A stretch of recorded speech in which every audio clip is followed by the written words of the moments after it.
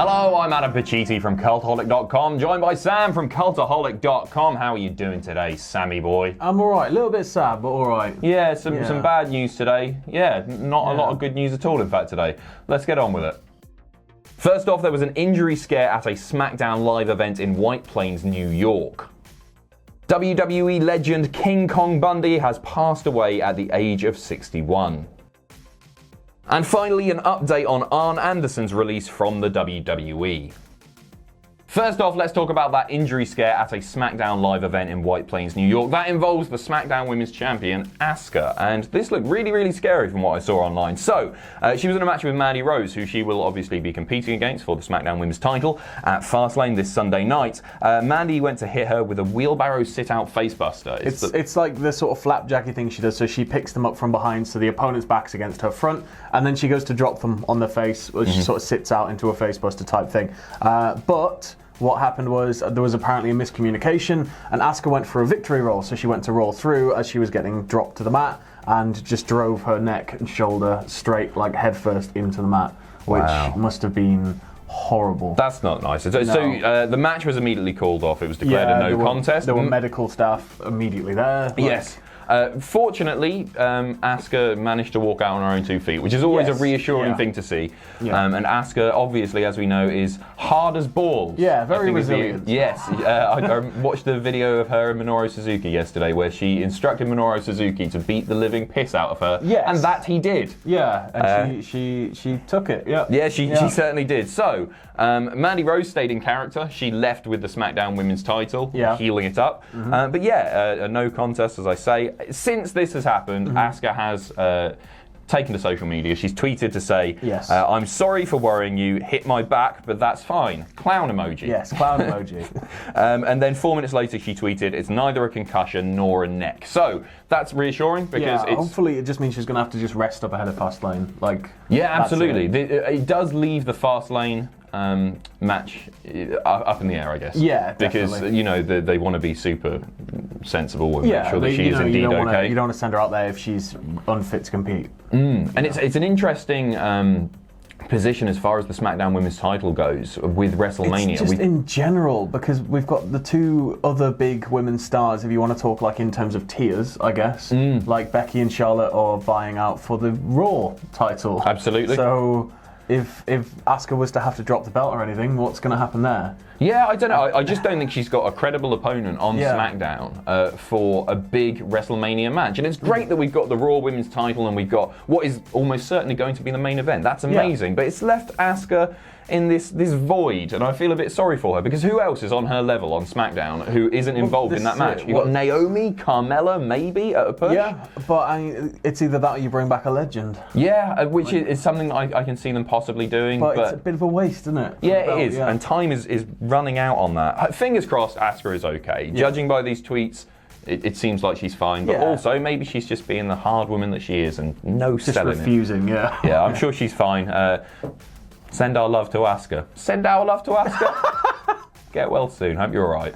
Secondly, some very, very sad news indeed. The WWE legend, Chris Pally, better known, of course, as Kong Bundy, has passed away at the age of 61.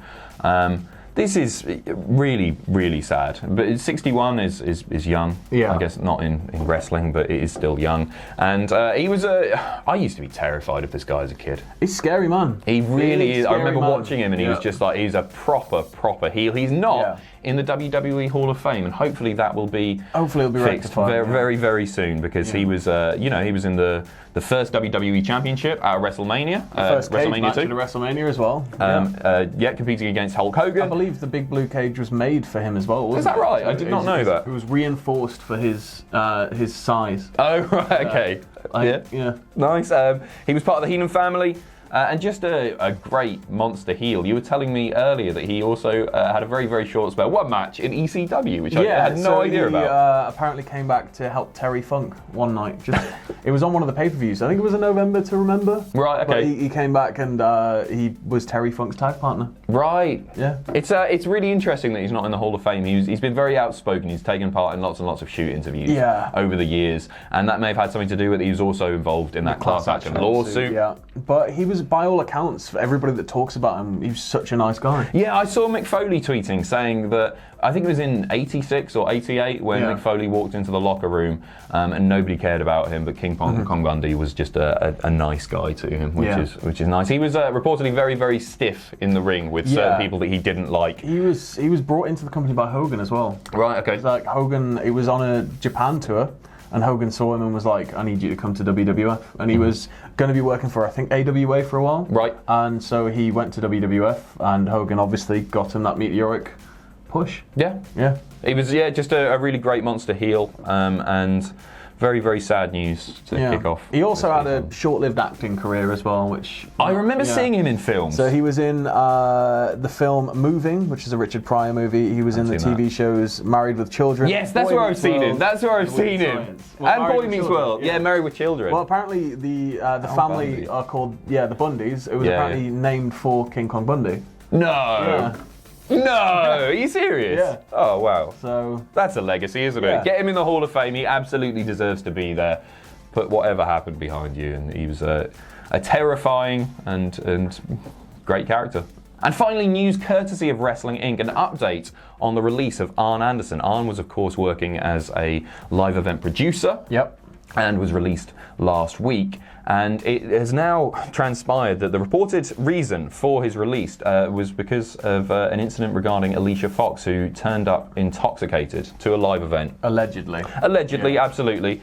And word got back to Vince because Arn Anderson let her compete, which is, of course, really dangerous. Incredibly dangerous. And we don't know the specifics here. We don't want to speculate on how drunk she was or how much Arn knew. But the thing that we've sort of gained an understanding from in a prior life is that when you go into that ring, you're supposed to be looking out for each other and you need to be on the ball. Of course. If there's ever an instance in which you aren't 100% and you're not able to do that, then somebody could get seriously hurt or worse. Yeah, So, it's not even just about you, it's about your opponent. Yeah, what could happen. You're putting your life in each other's hands. You've got to be there. Totally, but this is all allegedly, as we say, but reportedly Arn Anderson had several issues with Vince in the past. Yeah. And this was the straw that broke the camel's back, essentially. And since this has happened, Alicia Fox hasn't turned up. She didn't turn up to Raw. Yeah. And people who are backstage are unsure of her current status within the company because of this. Fightful were reporting that she was offered rehab, and nobody knows whether she's taken that offer yet or anything. And Wrestling Observer Radio had confirmed, I think it was Brian Alvarez, had confirmed that it's not out of the ordinary for her to just not show up. Oh, really? She sometimes just goes missing for a bit of time. The whole thing as well is backstage. She's apparently already on a bit of thin ice. There was the incident in WrestleMania 34 where she was sent home. And then there was, apparently she turned up over 2 hours late to a show in 2017 in which she was supposed to receive a push. Oh, wow. So that was immediately taken away. It's unbelievable just how long Alicia Fox has been with the company. God, yeah. A long time. So long. And yeah, this is very sad. She has reportedly also been offered rehab, which she hasn't taken, as far as we know. Fingers crossed she's okay. Just sad news all round today. This hasn't been an especially fun one to do. No. And before we go, there has been another match added to Fastlane. This is one that I'm actually really excited about. Yeah, it's big, isn't it? It is big. So last night on Raw, we saw Dean Ambrose finally do it. Yeah, do the fist. He's back in the Shield. The Hounds of Justice are back together. They will face the team of Drew McIntyre, Baron Corbin, and Bobby Lashley at Fastlane. Originally, it looked like it was going to be a 2-on-3 handicap match. This has now been changed, and this could be Dean's, I guess, I don't want to say, it could be his second to last pay-per-view match. It could be, except he's already went out on an email list. I told you. No, they changed it. I told you all. In fact, there's an update to a story that we had last week that Dean was still being advertised for live events post WrestleMania and post the end of his contract date in May. Yeah. And he's since been removed from all of those live events. Oh God, that means he definitely can't be doing them now. Well, I told you. I told you. We will see. Enjoy the match at Fastlane. Thanks for watching. Let us know what you think in the comments down below. You can follow us on Twitter at Cultaholic. You can find us on Facebook at facebook.com/Cultaholic. If you enjoy what we do here at Cultaholic, you can pledge to us on Patreon. That's patreon.com/Cultaholic. And most importantly, don't forget to hit subscribe and join us.